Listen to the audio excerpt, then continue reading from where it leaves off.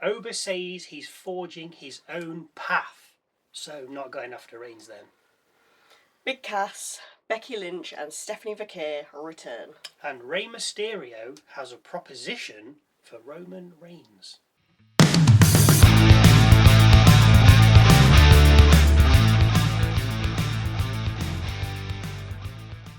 Hello, welcome to Wrestle MSX, the best wrestling channel, just the best wrestling channel.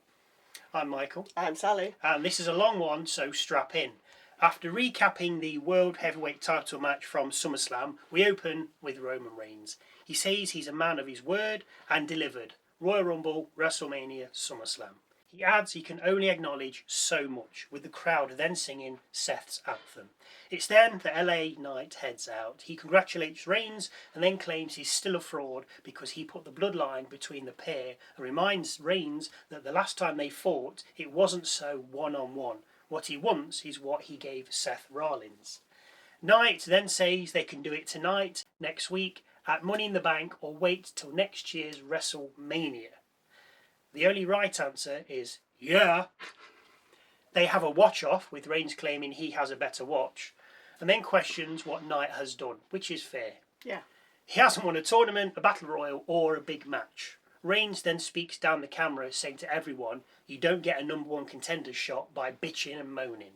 Reigns then tells Knight he isn't wasting his time and tells him to get to the back of the line. Reigns goes to leave, but Knight calls him back. He says Reigns has always used others to shield himself from guys like him, and then calls him a fraud again, citing he's on another level because he holds the title. Knight finishes by saying he's not on his level and that Roman wishes he's everything he could be, but he isn't. He then tells Reigns to come back when he's grown a pair and leaves the ring. We recap the Hell in a Cell between Brock and Oba and then have our first match. Javon Evans versus Ethan Page. It was all Evans from the off, with Page offering little to nothing, a few kicks and strikes. Page manages a 2 count after catching the rope Evans was about to use and disrupting his momentum. We fight on the outside momentarily, then come back in and see a red dot and cover for 2 by Evans. Page then uses the ropes to help with the cover, but the ref catches him and stops the count on 2, with Page then getting 2 legitimate 2 count covers.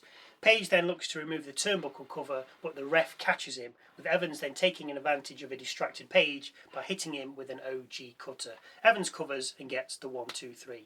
After the match, Evans is attacked by a returning Big Cass and then finishes him with an East River crossing. The crowd did not seem to be into him at all. There was a few boos.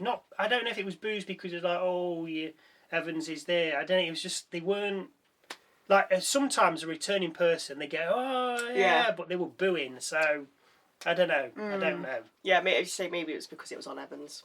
Possibly. He's quite liked. Yeah, my 5-year-olds. Yeah, we recap the 6-man tag from Saturday and then cut to Roman giving the bloodline a dressing down. Reigns says he has a standard and it doesn't work if we lose. He says Solo should be on his hip, getting him coffee. Says it's crazy LA Knight is disrespecting him, and then asks Fatu why he keeps hearing that Royce Keys is his family. He's just one of the boys. Reigns then gestures to the 4 of them, saying this is all we have, adding not to trust anyone. Jimmy then says they'll go after LA, but Reigns tells him not to touch him and leave that fool to him. Reigns leaves, with LA then walking by. He says he overheard what was said and that they can't touch him, with Jay then squaring up to him. Knight tells him to be careful because he doesn't want his daddy to come back and put him over his knee. Knight tells them he'll see them next week and then heads off. He didn't fluff his lines for once, so nice one. After the break, we see Keys speaking to Fatu, telling him they've fought together many times and that they're brothers. Fatu stands up and tells Keys they're not brothers and that he's just one of the boys. Fatu then makes a match for the 2 of them later, a street fight. What, is he GM now? Must be. Pierce is busy. Liv Morgan and co are in the ring next, and I think Raquel Rodriguez has customised the women's IC title. Looks like it's got some barbed wire wrapped around it, so has it now become the hardcore title? That's what I thought, yeah. Anyway, Morgan says she's beaten one of the best, Io Sky, and that now she's done with her, there are no more challengers. Cue No one. I was expecting someone to come out, but there was nothing. So, there are no challengers. Morgan then congratulates Raquel Rodriguez and announces that Roxanne will be taking on Sol Ruca next. We come back from the break with the match underway. We also have this Code Raw graphic flash up just before we see the match card in the corner. I don't know. No, Don't know. Okay. Anyway, to the match. Sol Ruca has clearly been watching as she goes for the surfboard submission. Thank you for watching Sol Ruca. Don't forget to like and subscribe. No Patreon, so it's all free. Yeah. Beautiful. Which Perez escapes, with Sol then missing a cartwheel across the top rope. The women then tee off on one another, with it then becoming a little messy. Perez then looks for pop rocks, but Ruca counters it and hits an X Factor. Rodriguez then gets on the apron, but Ruca knocks her off and looks for the Soul Snatcher to Perez. Only as she mounts the ropes, Morgan pulls her foot. The referee sees it straight away, makes a change, and calls for the bell, with the match abandoned. Ruca then eats a pop rocks and Tahana bomb before the trio pose over her. A returning Becky Lynch then heads out and signals her intent, Morgan's title. She tells Morgan she should be fighting and not flirting, and that she's having the worst title reign of all time, with not just her saying it, everybody saying it. Yeah, but surely that's the people booking the matches. Morgan says she should be at home being a mommy, and that she's in her face because she's jealous of her, adding her time is over. Oh, I do wish Becky's time was over. Morgan finishes by saying she's the greatest women's champion of all time and then heads out the ring and up the rampway. Becky fires back saying she's not even the greatest women's champion in her own group, and then says she's not even the greatest women's champion that slept with Dominik Mysterio. Just as the Judgment Day women then get to the top of the rampway, out comes Stephanie Vaquer. Perez and Raquel are made light work of, with Vaquer then chasing Morgan to the ring and laying waste to her. Morgan eventually escapes the ring, with Becky and Vaquer then squaring up to one another. Vaquer, brilliant. Becky Lynch, go home and be a mommy.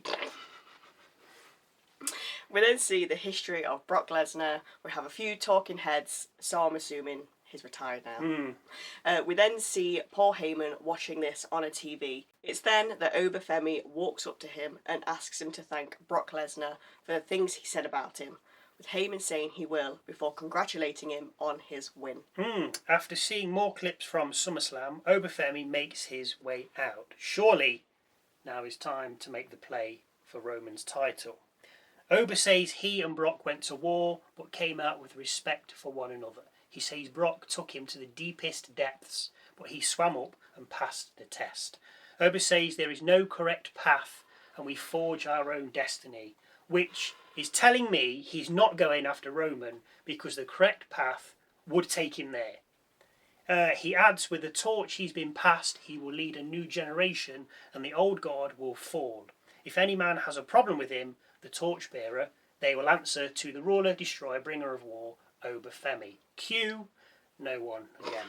So, this is telling me that creative are telling Oba to tell us that even though the path is clear to go for Reigns, he won't, because he's going to forge his own way. Meaning, we know what you want Oba to do, but we're not giving you that yet, and we're going to make out he wants to do his own thing.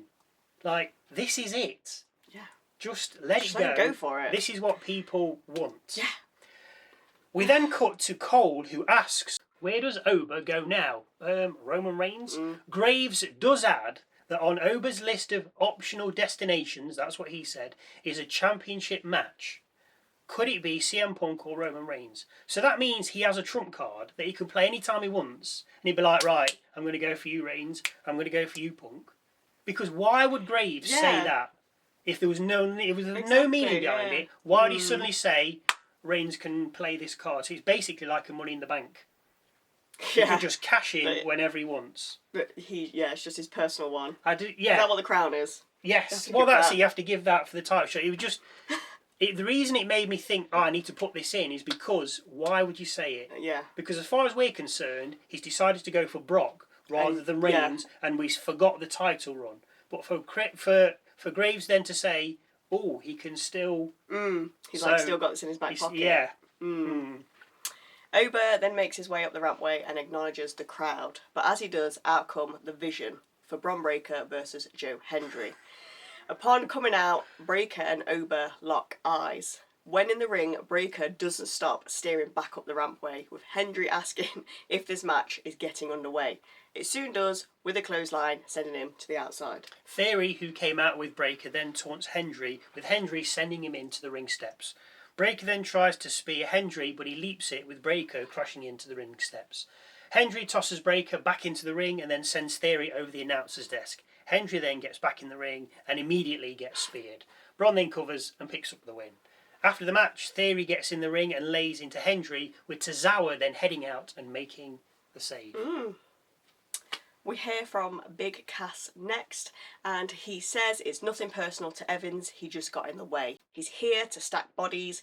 His was the first and won't be the last. Chad Gable heads out next and wants to thank a few people. First Penta and then the fans for sticking with him.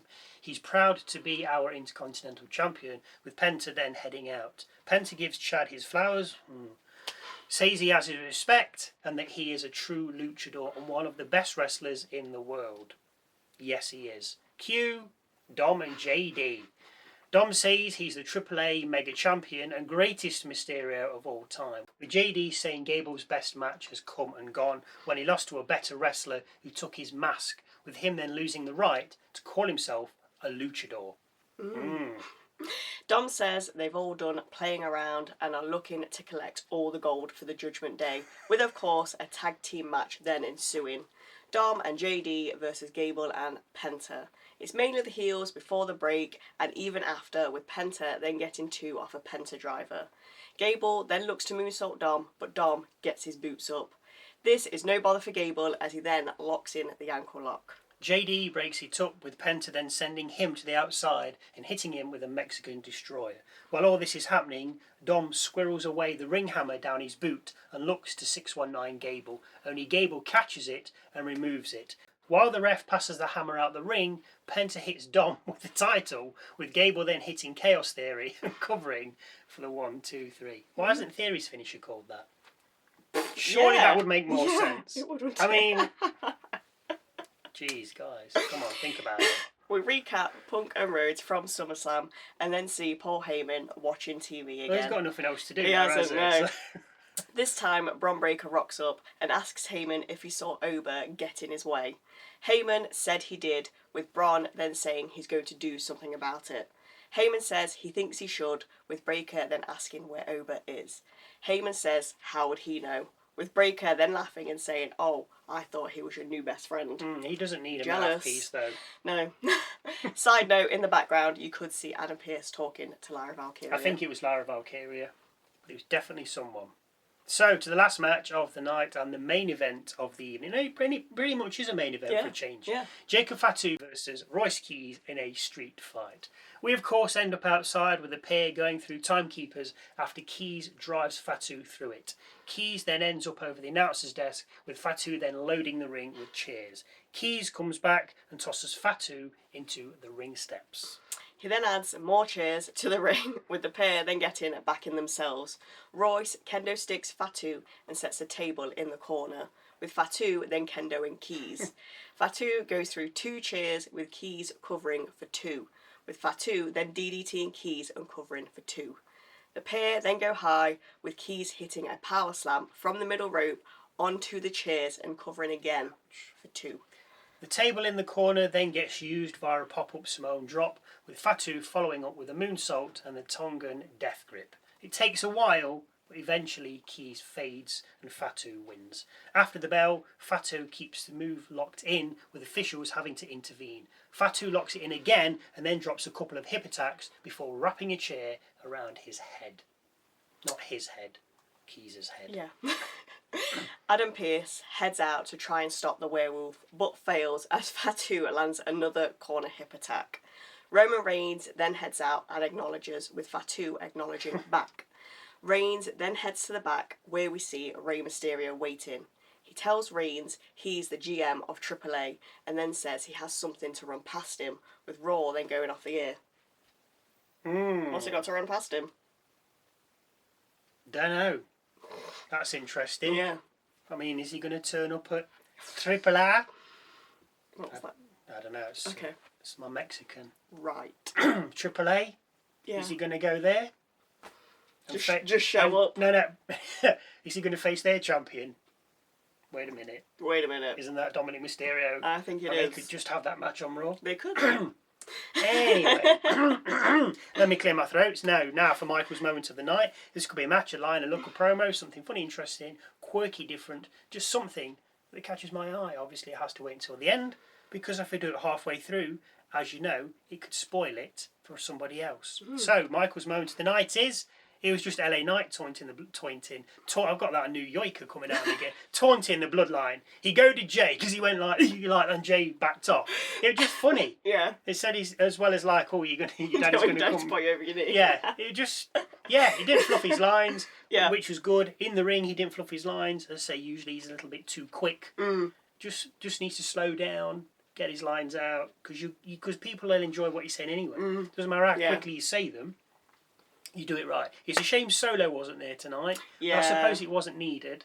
He'll be over on SmackDown doing some funny stuff. SmackDown's going to be absolutely loaded. Yeah. Now, if you have your own thoughts or views that you would like to share, then please do, and leave them in the comment section just down below. Please do. It's free. You don't have to pay. No Patreon. It's free. Unbelievable.